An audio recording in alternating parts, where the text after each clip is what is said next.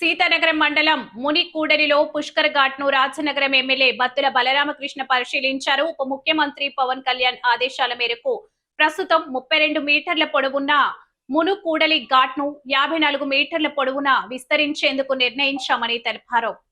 మునికూడలి ఘాట్ విస్తరణపై అక్కడ ఎమ్మెల్యే బత్తుల బలరామకృష్ణ అధికారులతో సమీక్షించారు.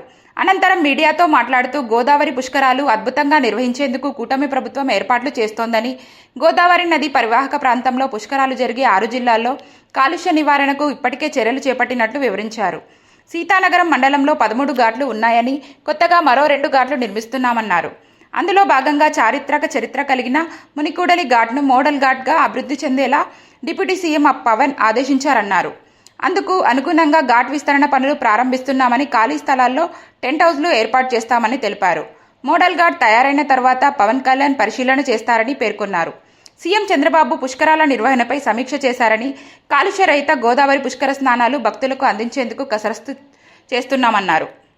మునుకోడల్ని ఆదర్శ ఘాటుగా, అదేవిధంగా ఒక మోడల్ ఘాటుగా తీర్చిదిద్దాలని ఉప ముఖ్యమంత్రి కొణిదెల పవన్ కళ్యాణ్ గారు ఆదేశించడం, దానికి మేమందరం కూడా నడుం కట్టి ఈ యొక్క ఘాట్ను ఆదర్శ ఘాటుగా మనం తీర్చిదిద్ది ఈ ఘాట్ని కూడా త్వరలో ఉప ముఖ్యమంత్రి గారితో ప్రారంభోత్సవం చేసి మనం ఈ ప్రజలకు అందుబాటులో తీసుకొచ్చి దీన్ని విస్తృతంగా ప్రచారం చేసి ప్రజల్లో తీసుకెళ్ళి సుమారు 6 రాష్ట్రాల ప్రజలకి, ఒరిస్సా, అదేవిధంగా ఛత్తీస్గఢ్, తెలంగాణ, కర్ణాటక, కేరళ, మనకి ఇక్కడికి వచ్చేసరికి తమిళనాడు, ఈ విధంగా ఆంధ్రప్రదేశ్ అన్ని ప్రాంతాల వాళ్ళు కూడా ఇక్కడికి వచ్చే విధంగా ఏర్పాట్లు చేస్తున్నాం.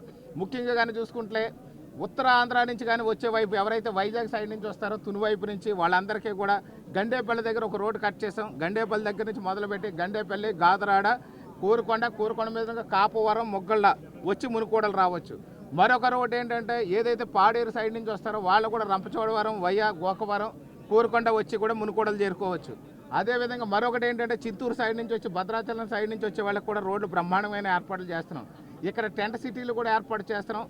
ఆదర్శ పంచాయతీలు ఏదైతే పుష్కర ఆదర్శ పంచాయతీలుగా కూడా 263 పంచాయతీలని ఉప ముఖ్యమంత్రి పవన్ కళ్యాణ్ గారు ఏర్పాటు చేసి పుష్కర పంచాయతీలుగా వాటిని తీర్చిదిద్ది ఆ యొక్క పంచాయతీల్లో ఉన్నటువంటి ఖాళీ స్థలాలు కానీ లేదా ప్రజల యొక్క జిరాయితీ పొలాల్లో కానీ ఆ పంచాయతీ పరిధిలోకి తీసుకొచ్చి అక్కడ కావలసినటువంటి టెంట్ హౌస్లు ఏర్పాటు చేసి ఎవరైనా వస్తే బయట నుంచి వచ్చే భక్తులందరూ కూడా అక్కడికి ఖచ్చితంగా వాళ్ళ స్నానం ఆచరించడానికి కానివ్వండి, అక్కడ కావాలని ఫ్రెష్ అవ్వడానికి అన్ని విధాలుగా కూడా ఏర్పాట్లు చేస్తున్నారు.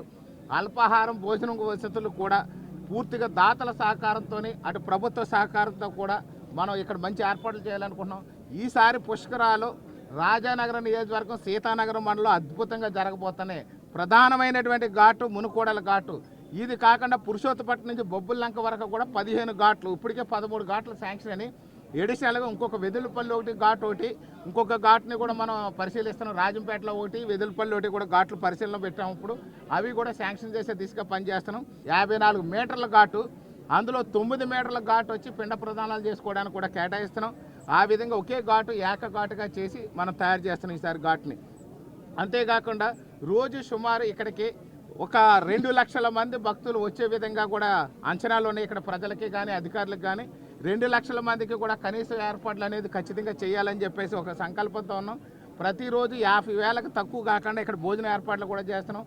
పర్వదినాల్లో కూడా మనం చూసినట్లయితే 3 లక్షల మంది భక్తులు ఇక్కడికి వచ్చి స్నానం ఆచరించే అవకాశం ఉంది ఈ సీతానగరం మండలంలో. కాబట్టి దానికి తగిన విధంగా ఏర్పాట్లు చేస్తున్నాం. ఇప్పటికే పూర్తి స్థాయిలో కూడా యంత్రాంగం అంతా, ప్రభుత్వ యంత్రాంగం, గౌరవ ముఖ్యమంత్రి నారా చంద్రబాబు నాయుడు గారు, ఉప ముఖ్యమంత్రి వర్యులు కొణిదెల పవన్ కళ్యాణ్ గారు, జిల్లా కలెక్టర్ గారు, అదేవిధంగా అధికారులందరూ కూడా పుష్కర పనులపై నిమగ్నం అయ్యారు. త్వరలో అన్ని పనులు కూడా ప్రారంభించబడితే ఒక 2 నెలల్లో అన్ని పనులు కూడా ఒక జెట్ స్పీడ్లో మనం ప్రారంభం కానున్నాయి.